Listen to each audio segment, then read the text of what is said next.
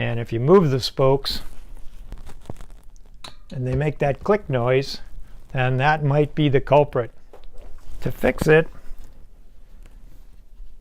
get a thin lube like a tri-flow and go around and put a drop of lube at each cross.